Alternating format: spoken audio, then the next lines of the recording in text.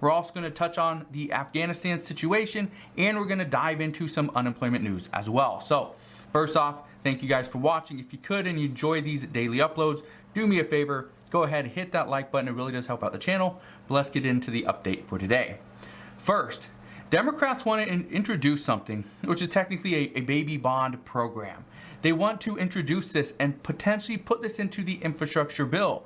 What we are seeing, and remember, this bill, the American Families Plan, this $3.5 trillion infrastructure bill, yeah, it's for families. The majority of this money is going to go to help families and children. So just keep that in mind. If you are an individual with no children, okay, really no family, you could potentially see almost nothing from the upcoming $3.5 trillion infrastructure package. So just keep that in mind. Now, what is this? What is this baby bond proposal? It actually has a name. Okay, I'm just gonna call it the baby bond proposal because that's essentially what it is. We give babies, we give children pretty much a bond or money to put into a savings account, which is essentially what is being proposed here. Now, what I can tell you is that Senator Booker, Cory Booker, who's proposing this, what he's talking about is he wants to provide a newborn baby, newborn child with $1,000. Okay, instantly $1,000 into their savings account. This is when they're born. So then when they turn 1 year old, they would actually get up to $2,000. And this would be the same thing every single year until that child turns 18, at which, once they turn 18, the full amount, okay, the full amount would be unlocked and they can use that money. What is that, $3,500 or $35,000 that they would now have access to? $35,000 would be available to them to use. Well, what we know is that you would get up to $2,000. You would get up to $2,000. It would be stuck in a bank account. And once you turn 18, that would unlock. You can use that for whatever you want. The purpose of this, the reason for this, and the plan behind this proposal is because Senator Booker wants to see people have the ability to purchase a home, invest in their future, possibly through college, and even start a business, but be self-sufficient. What I can tell you right now, and again, this proposal is still pretty new. It actually, the talks of this came out yesterday, so I am a little bit behind here, but there was more important things to talk about yesterday as well. And so right now, this proposal, even though it's still fairly new, some say that wouldn't free community college provide the same opportunity instead of providing $2,000 per month to a child, or $2,000 per year to a child? And some say, couldn't the SBA loans provide a similar advantage to people that want to start a business? And one person said a first-time home buyer's credit would accomplish the exact same thing as this entire proposal. And so that's where we're at. Is this, and this again is $2,000 per year. But here's the kicker. That is in addition to that $3,600 payment that we are getting for the child tax credit payments. So here's where things get very interesting. It's $5,600 per year total, okay, for a child between 1 and 5. Okay, it's $5,000 for a child between 6 and 17. That is huge. Now, just understand, this child tax credit payment of up to $3,600 per year or $300 per month, this is actually only going to be in effect for 1 year, for 2021. But lawmakers, they want to push this and extend it until 2025. So an additional 4 years. So what you need to keep in mind is one of the reasons for this, and one of the talks that has been going on for the past few months, is actually the reason why lawmakers want to extend it 4 more years is because they are expecting we're going to see some success from this program. We're going to lift children out of poverty. Parents are going to have an easier time. The children are not going to go hungry. So all these things are really going to play into and factor into the decision of an additional 4 years. But after 4 more additional years, plus the 1 year right now, 2021, after 5 years of being in a child tax credit payment program where you get monthly checks every single month of $250 to $300, what some are saying is that the chances of seeing success here are so high that most likely we could see an extension of that child tax credit payment past 2025 as well. So again, we could potentially see this go on $3,000, $3,600 payments from the child tax credit payments, plus $2,000 per year for this, this baby bond program. But there's others that are proposing other things as well. Some say, let's start a savings account. They actually call it a savings account.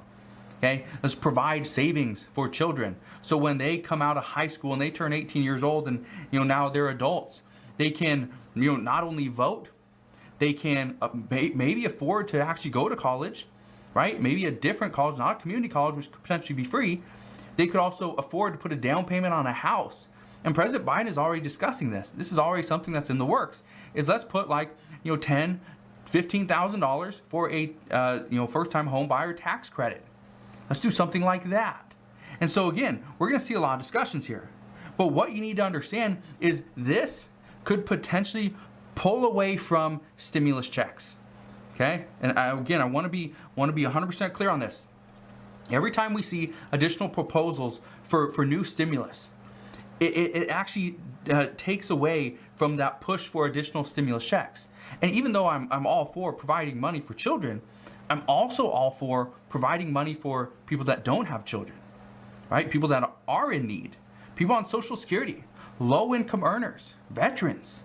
I'm all for providing additional assistance for them as well, not just children. Because frankly, some children are not going to need it. Some children are going to grow up in a household, well, yeah, maybe they don't need, $10,000, $20,000 when they turn 18 years old because they have a very good lifestyle. But that's one of the provisions in this bill is it would be up to $2,000 per year depending on the income of the family. And again, we don't know the cutoffs or anything yet, but that's up for discussions as well. So right now, up to $5,600 per year for children in additional stimulus and income or savings. That's pretty good. So let me know your thoughts on this down in the comment section below.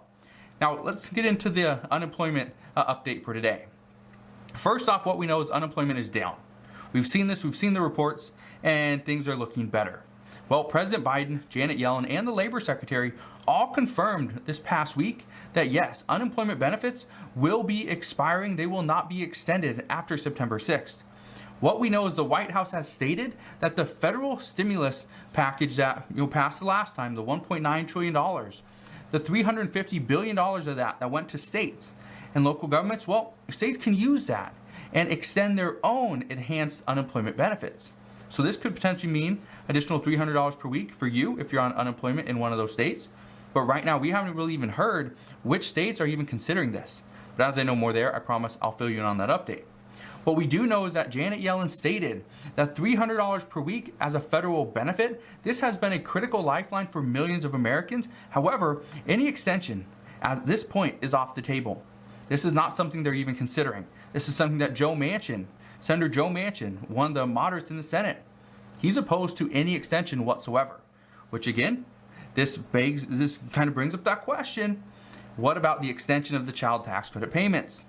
Again, haven't heard anything about that yet from him.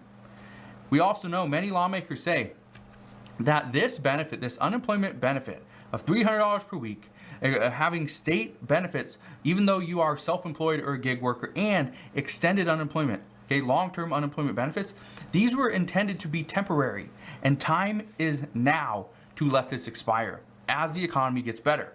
The economy has been getting better, but right now there's severe worries all over Wall Street, all over America, that we are going to see additional lockdowns, that the Delta variant is going to take its toll on the United States. But again, we'll have to wait and see.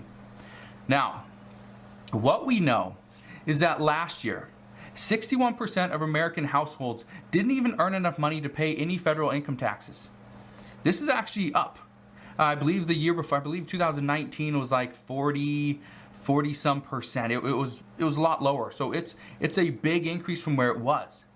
Now, even though 61% of households didn't have to pay anything in federal income taxes, the worry that some are having now is if more money is going to go to the IRS, okay, and the IRS is going to get this decent amount of money, $40 to $80 billion, to hire on additional staff to go and find the tax cheats. The worry right now is we could see the IRS come after us for last year for maybe mistakes we had last year, for let's say we didn't report all of our income because let's say this business went under and didn't send it out, didn't send out all their statements, didn't send out all the information, or it came late, you already filed and you don't want to file an amendment, right? So we could see this.